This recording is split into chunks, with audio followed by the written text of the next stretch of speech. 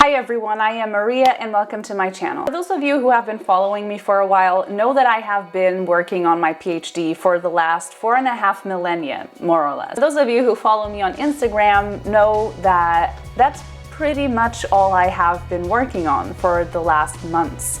That's also one of the reasons why I haven't been here on YouTube very much and why my uploads have been even scarcer than before. The end of the PhD is considered many times as the most stressful time of the PhD, and for many people it was the most stressful time of their life. So today I want to give you a little bit of an update on what has been going on with my PhD and to give you a little bit of insight on how I've been doing given, well, the fact that I am finishing my PhD and that 2020 is happening. For a little bit of context, I live and work in Austria. Here, the lockdown, when everything started getting crazy, happened around beginning of March, I want to say. I think those months for me are like a big blob. Everything starts like I don't know what happened when anymore. Here, and what that meant here was more or less what meant for any European country that went on lockdown. Public spaces were closed.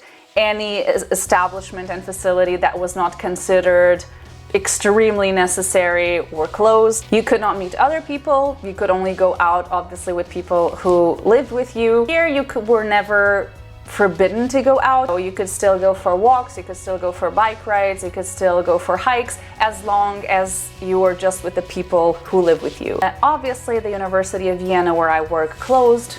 My lab closed and we were not allowed to enter the university. How did all this affect my work? A little bit of background knowledge on how the PhD works. To finish a PhD, you have to write a PhD thesis, where you basically compile all the work you did over your PhD years in a book. My thesis has 4 chapters, has a general introduction and a general discussion that kind of combines all the chapters together. Each chapter corresponds to a research article. 2 of those articles are already published, the other 2 have been submitted, and I'm waiting for an answer from the journal. I have never considered myself as lucky to be in the position I am as then these last months. Just before the lockdown started, I finished all the lab work I needed to do. So when the lockdown started, I was already only focusing on writing up my thesis and preparing the different research papers for publication. I was also already working some days from home because I tend to write better from home than in the office, and I was very lucky to have been in that situation the moment the lockdown started, because I have colleagues who had whole experiments paused. I have colleagues who had fieldwork and expeditions that were canceled, conferences, a bunch of stuff that I did not have planned because I was in this phase of the PhD in which all my attention and all my focus was on finishing writing the thesis. My goal was always to finish writing my thesis by the end of August, so this month, because it's when my contract ends. By the end of this month, I want to have everything written and formatted together. And that was already my plan since the beginning of the year, and I was fortunate enough to be able to continue working on that plan throughout the crazy times that were spring and summer of 2020. And I think having this goal, having this this goal set in mind really kept me sane throughout all the months of lockdown. Okay, so everything is going according to schedule, but how are my stress levels?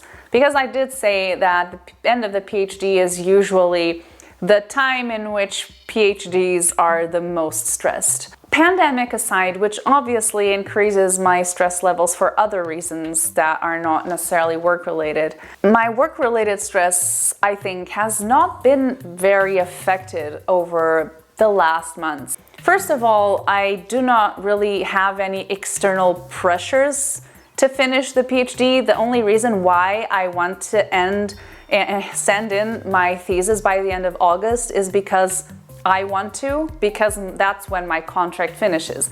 I could continue on. Just because my contract finishes doesn't necessarily mean that I need to finish my thesis until then.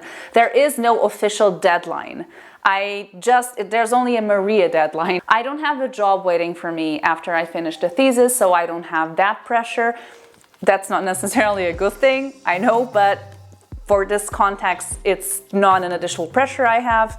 And I'm lucky enough to not have a supervisor who is micromanaging me and constantly telling me that I have to do stuff. He trusts my work enough to know that I am going to do things even if he's not always telling me to do them. So I also don't have the pressure from my supervisor that a lot of people have in the end of their PhD, and sometimes that's where most of the stress comes from. So most of the pressure I have comes from myself, and that did not change over the last months. I always had this pressure on myself. I've been finishing my PhD for 1 year.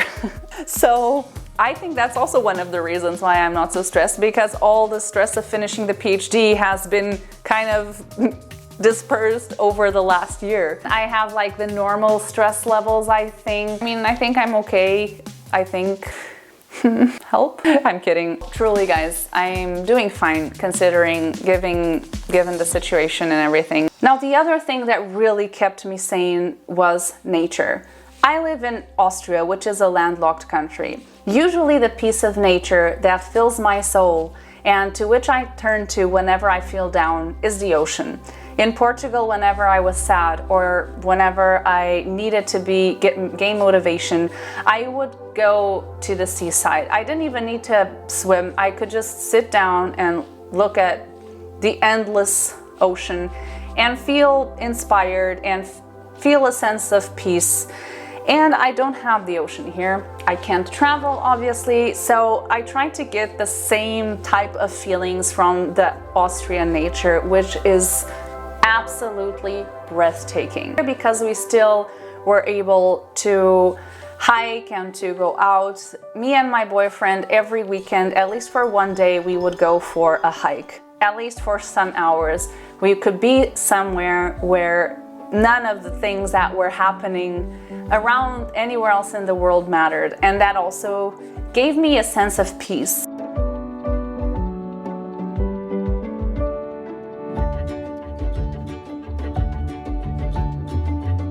We are here in Upper Austria in the middle of some flower meadows, and it's just gorgeous, gorgeous. I'm in love with this place. And there's no one here, you know, because of the times. We crossed some people that were picking some flowers there, but otherwise, this is beautiful. It's a 30-minute hike. It's like 1 kilometer, nothing, just through the just through the middle of these flower meadows, and now they are blooming. Not perfect for my allergies, but taking that out, everything is amazing. You know, there's just something very peaceful and very relaxing about leaving the city and just coming for a walk in the middle of nature where you see no one. It's just, when there's no sea, you know you have to find peace and just stillness and calmness somewhere else. And you know, I have to say the mountains do a pretty good job at doing that for me.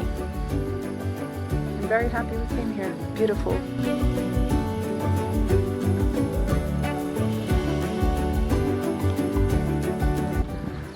Just what I needed to get out of like the house, you know, and just come somewhere where there's no one.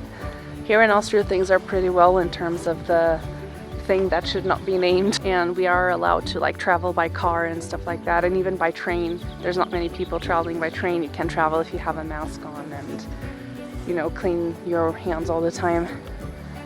So we came here to Upper Austria for the weekend and, you know, be away from the city for a while, and it's great. Enjoy the fresh air. Being able to experience nature and share those moments with my boyfriend and with my friends once things started getting better, especially during times like these, was truly a privilege. And it made me realize even more how one can find strength in the simplest of things that sometimes are not even that far away. For me, one of those things has always been feeling insignificant in the face of nature.